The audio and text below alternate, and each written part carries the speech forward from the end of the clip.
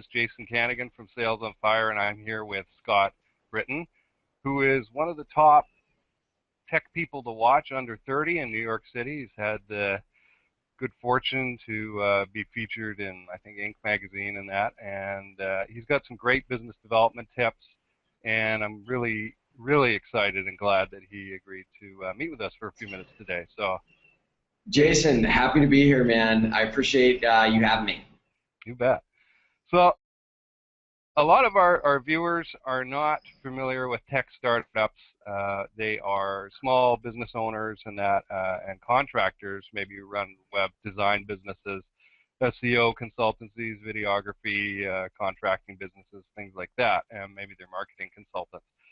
But the key thing that they all share is that they need business development expertise, and that is the number one reason why I thought talking to you today would be a great idea, because you have a lot of experience and ideas doing this.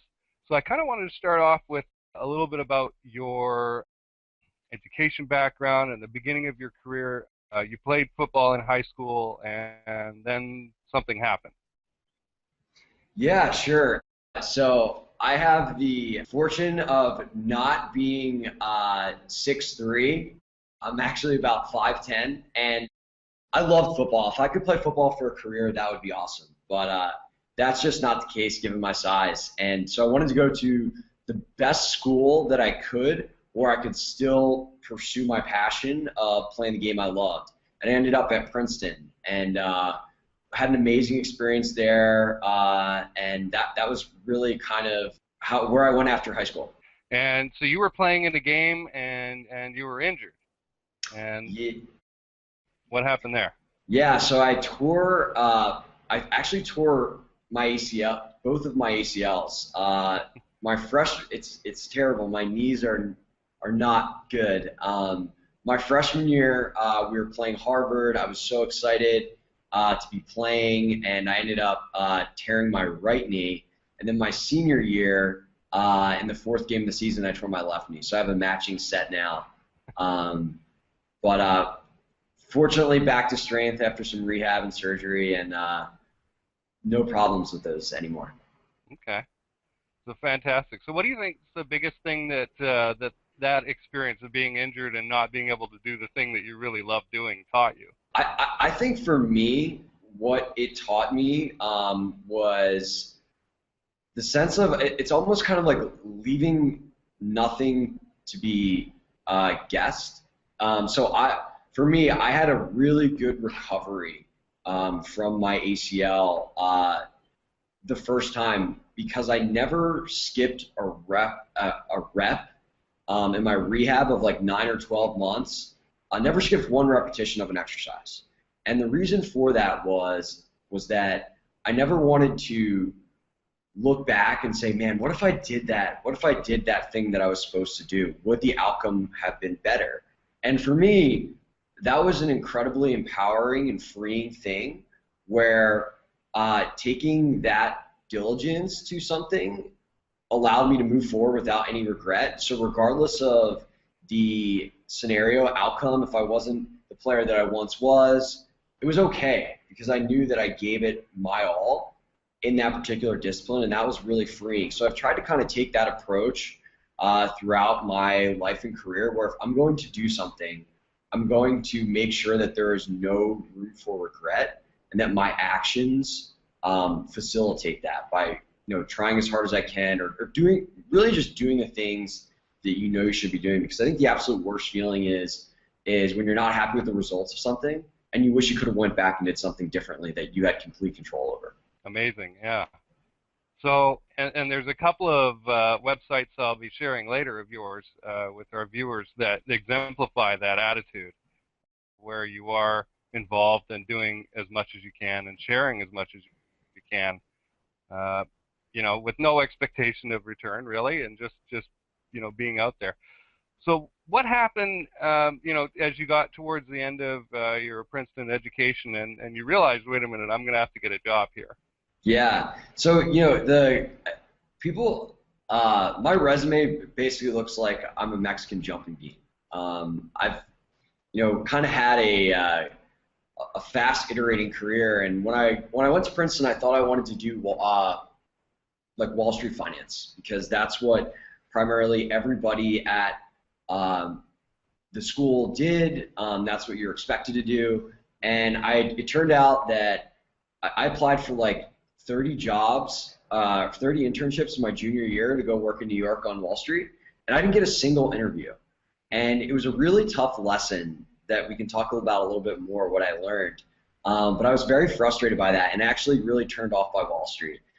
So I decided to go back to the drawing board, think about what I was passionate about, and I ended up coming to the realization that I really want to work in sports. That's what I'm passionate about, and that ended up, I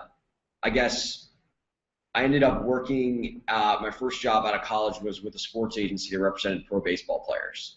So I thought if I could have the sweetest job ever, it would be to be Jerry Maguire, to go hang out with pro athletes, be negotiating contracts. I thought that was the coolest job ever, and it turned out not to be. But all amazing lessons learned throughout that process. Okay. Now, there's a little company called Sifter. How did you get involved with that? And that's sfter.com.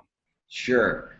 So I guess to kind of backpedal a little bit, so this story all kind of makes somewhat sense to somebody who doesn't know me. So I was at the sports agency for 4 months, and during that time period, I realized that I really wasn't intellectually stimulated, and I read The 4 Hour Workweek, which made me want to become an entrepreneur. Have you read it? Uh-huh. Yeah, it's a great book. I'm sure a lot of our viewers have too. Yeah, so I was like, wow, I want to be an entrepreneur, and I don't want to be the kind that owns, a franchise, right? I want to do something a little bit on a bigger scale. I want to do something in the internet. So I was reading the New York Times, and I saw this kid that I went to college with had just raised $1 million from the Facebook investors like Peter Thiel to start this company called College Only. And it was essentially a social network place to hang out for just college kids. And this was, I'd say, a reaction to Facebook opening up to your parents and high school and all these things. And all of a sudden, you couldn't put drinking pictures when your grandmom or your little sister in junior high was hanging out. So I cold emailed the founder, ended up convincing him over a series of conversations to give me a entry-level internship job in New York City to go work for his startup. And I was there for 8 months, and after realizing that foolishly looking at this 22-year-old kid who had just raised $1 million to start an internet company from the top investors, and we weren't having success, I was like, wow, if this guy can do it, I can do this. So I kind of had this behind-the-scenes, nights and weekends mission of going and starting a company and raising money to do that. And what had happened was I began putting on these morning breakfasts where I'd get 8 to 10 people together who had started companies, and basically just being the curator of the dialogue. So I'd buy bagels, I'd set up a location, and I would invite people. And although I was just a lowly employee, other people there were high value, so I could get some really good people there because I was just a curator. And I met this guy there named Dave Fano, who had a design and development agency for software in the architecture industry in New York called Case Design.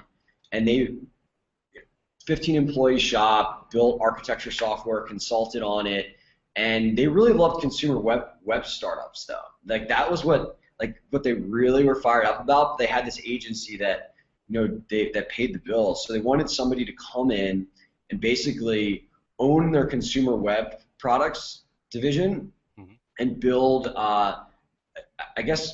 and iterate a version of this product that they had built that wasn't successful. That was called Who by You. So they offered, I guess I must have made a good impression on them.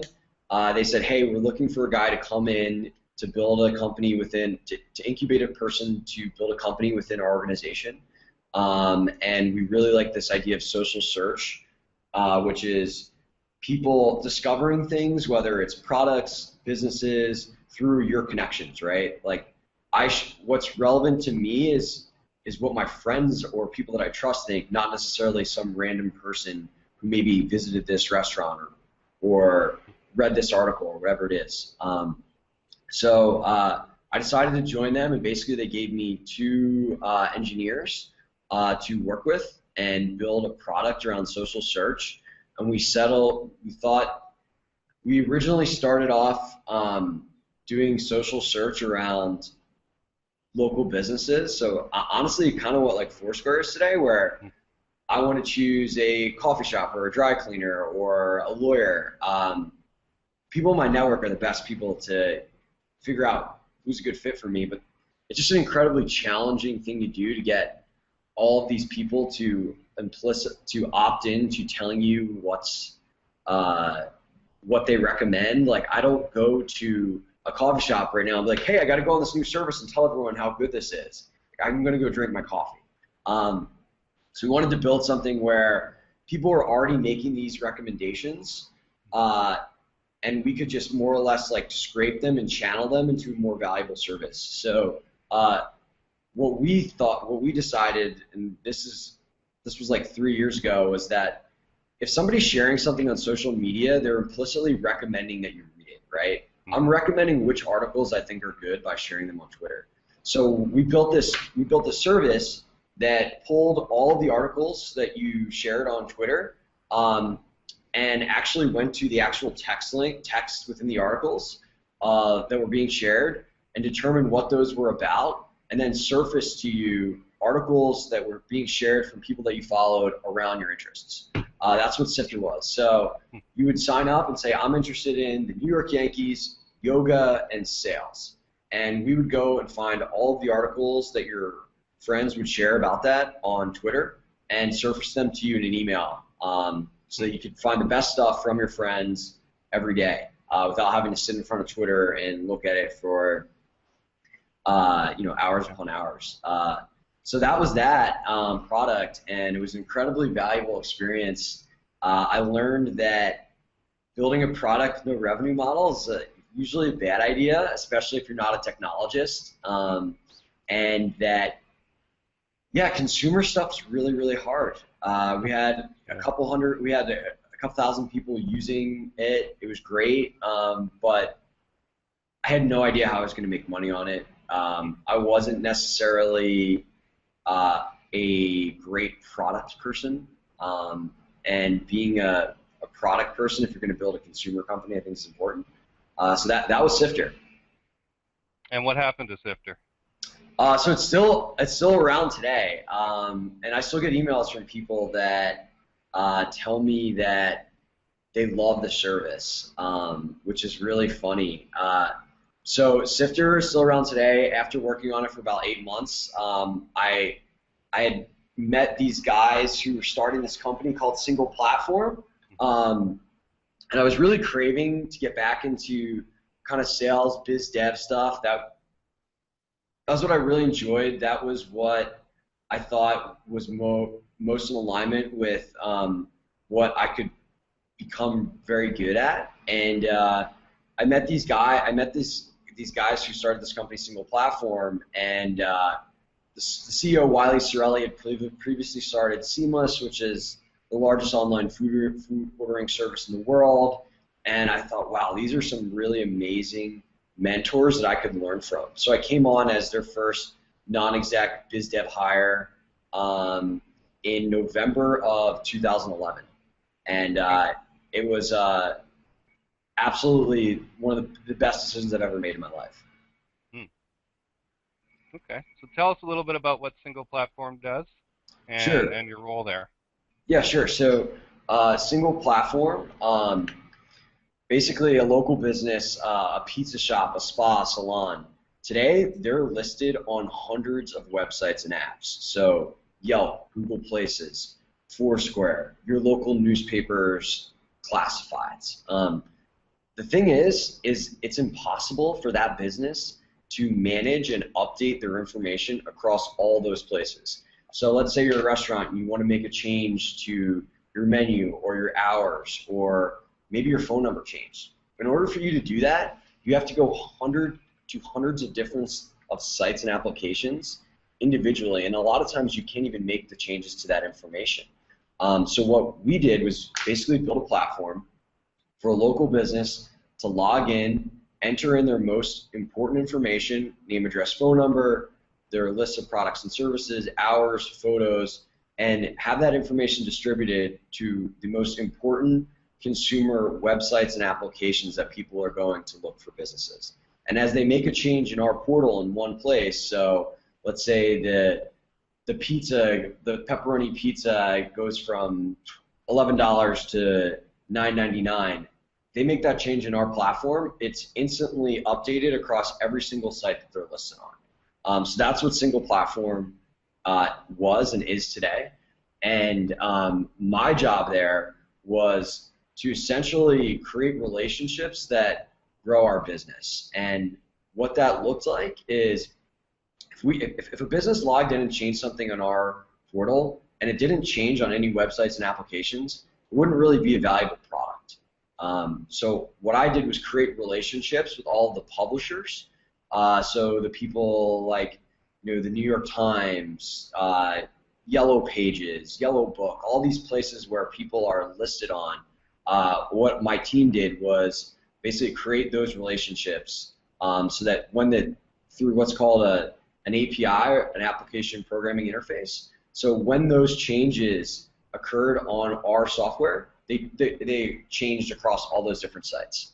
And what that allowed us to do was have a really awesome product to sell, to drive sales, get exposure across these hundreds of sites and applications where people are making decisions. So you can imagine if I go to Yelp.com and I happen to go to my competitor's page and I see menu provided by a single platform, and that's a hyperlink taking people back to a lead generation form, all of a sudden, we're driving the leads, which our salespeople can call upon. And also, I think a big part of business development too that a lot of people don't, that the relationships that we built really helped with was driving additional value for our existing customers. And this is incredibly important for a software as a service or subscription product. It's just as important to acquire the customer as it is to keep that person on for a very long time. So by going out and building relationships with all of these publishers that are making our product more valuable, that's providing a more rich experience to the customer and keeping them there longer, which for a subscription product is the goal. Right, because they have to keep coming back. You don't get paid. They have to keep coming back. And, we were fortunate enough to sell the company in July of 2012 to Constant Contact, and it was a big, awesome exit. And since then, I'd say what business development has looked like is, continuing to do the channel relationships, the publisher relationships, as well as building out channel partnerships. So you can imagine for our business, and really for any business, there's all these other companies who sell to similar customers. So if I sell to restaurants, there's probably another software provider out there or service provider that also sells to all of these restaurants, right? And our products may actually be complementary and not competitive at all. So essentially creating relationships for those people that have these loyal customer bases to introduce us and our product to their customers and then split the revenue from those relationships is what a channel partnership is. And a big focus of mine over the past 6 months has been not only creating these relationships, but also making sure they're successful. So I'd say that's what another focus of BizDev is. That's what the more recent focus of business development has been. Okay. Yeah, and I want people to understand that you've worked yourself, to this point through these different roles and that. I think the biggest thing it sounds like that you did was start off that networking group at the beginning there, right? And in a sense, that's not totally out of this world remarkable, right? It's just that nobody does anything. So Right. if you do take action like you did, you're going to stand out. And then you started getting good traction with the quality of people who were showing up. And then regardless of the title or level that you believe that you're at the time, they start perceiving you as having higher value because you brought them together, and Absolutely. And they you know wouldn't have what? had that. The reason why I applied for 30 jobs and didn't get one interview is because I didn't call upon relationships, right? Mm. And what I've realized is in my life and how all these cool opportunities is the fastest way to go where you want to go is people, right? And relationships. And whether we're talking about closing deals, getting sales, getting jobs, whatever it is, getting a girlfriend, right? Whatever it is, the fastest way to get where you want to go is people. And that's never going to change, no matter whether you're a sports agent or you're a startup guy or you're a writer. And that, to me, has been a profound realization and has really compelled me to diligently invest in growing a network, connecting with people, connecting other people, because opportunities just manifest themselves magically when you do this. And it's just been an incredibly enriching thing that I really recommend everybody spend time on. Absolutely. I want to touch on how you do that a little bit. First, I want to hear your definition of the phrase or word business development, Sure. because it's different for everybody. Absolutely. So I think a lot of I'm really glad you brought this up because a lot of people say business development and nobody knows what the heck that actually means. So the definition that I really like, which I have to give credit to a guy, Scott Pollock, for just conceptualizing it, is creating relationships that allow your business to reach new customers or new markets. And it can also mean creating relationships that allow you to provide or extract additional value from existing customers or markets. So I think that, there's a common, what does that actually look like? Okay, well, is there a partnership that you could do that would allow you to reach new customers? Is there some type of unique relationship that might allow somebody to resell your product, right? At the core, it's just kind of understanding what are the different channels for you to grow your business and creating the relationships that facilitate growth. Okay, thanks for that. Yeah. Let's look at how one of the most difficult things I guess people have trouble with is starting off that relationship. So I'd like to go through first how you would begin talks about a relationship by email, and then how you might do it by phone. So let's talk about how to structure a cold email first to get attention. Yeah, sure. So I think when it comes to cold emailing, I think there's a lot of parallels to direct response copywriting. So those mailers that you get that some people find annoying, other people find awesome. At the end of the day, when you're emailing somebody or just trying to contact somebody to cold, odds are they're probably not looking for that relationship, right? They're not actively looking it out. They're just trying to go through their day and execute whatever tasks are important to their business. So it's important to understand that the person that you're emailing isn't expecting or looking for this relationship that you eventually want to propose. So that being said, the number one initial goal that you should have is to get this person's attention, right? To get them to actually read the email before you start to try to sell them, before you start to do whatever. So what I always propose to somebody is the goal of the framework that I use is the goal of the email subject is to get the person to open the email. The goal of the first sentence is to get the person to read the second sentence. The goal of the second sentence is the person to get to read the third sentence, and so on.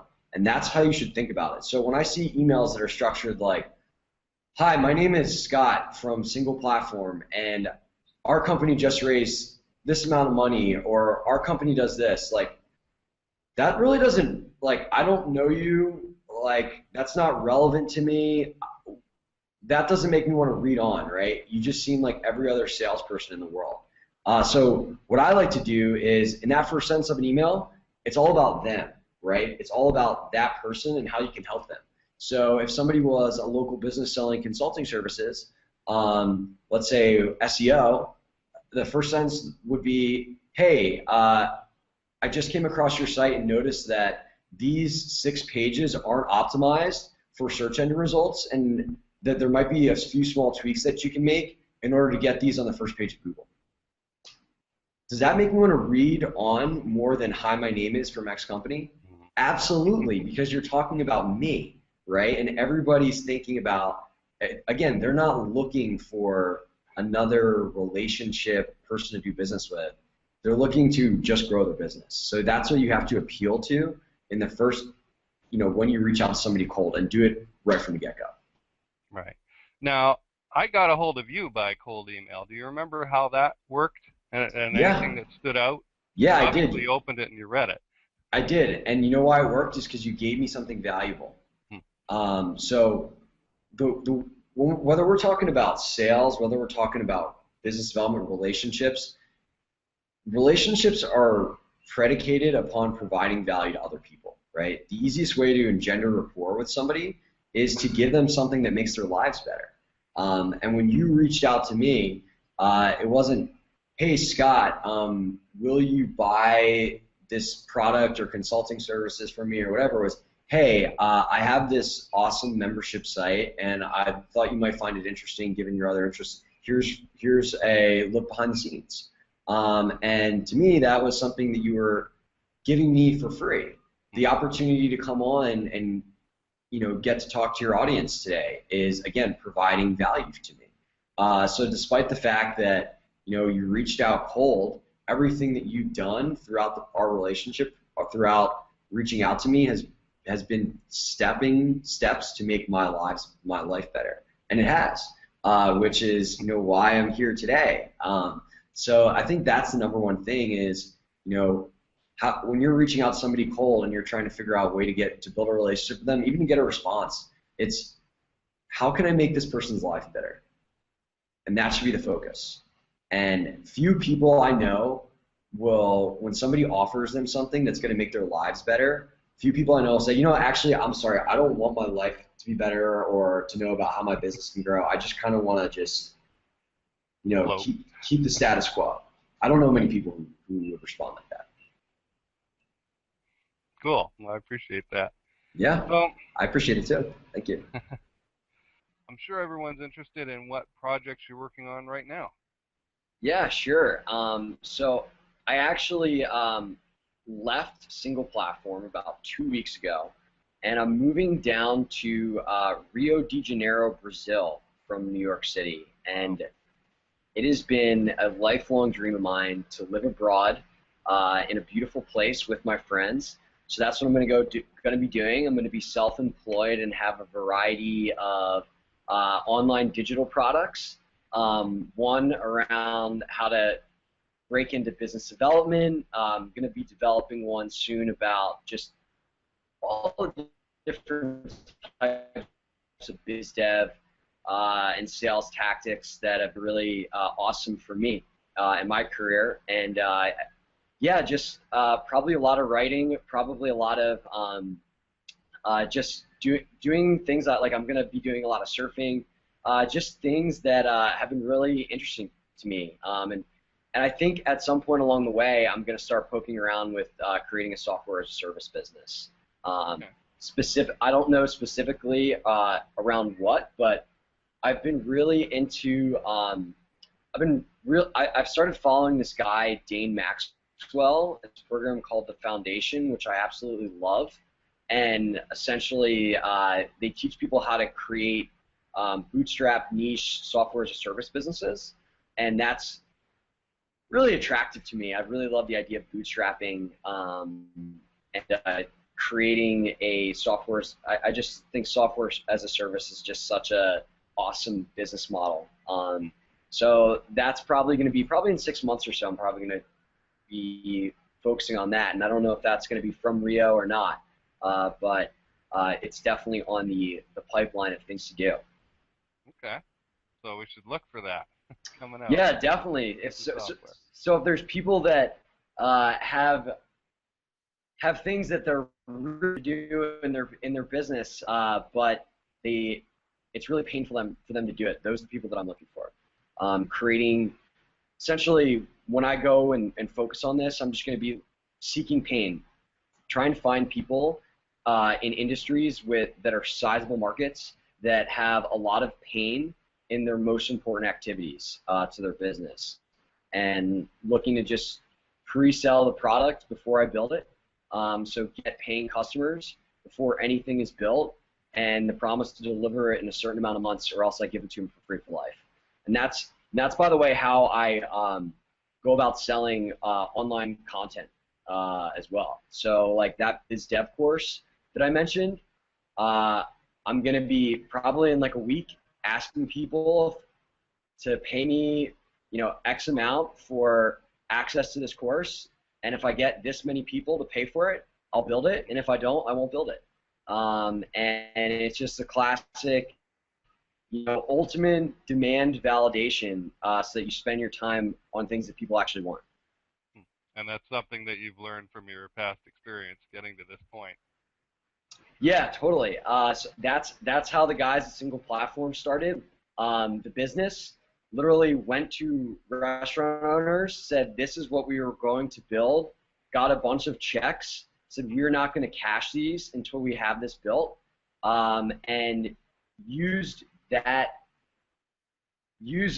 proof and the proof from those customers, and even had some customers pay them with the promise of the product at a steep discount, to go and raise a bunch of money. It's a lot of people that say, we have a product, we have this much traction. There's no better traction than paying customers before you have a product built.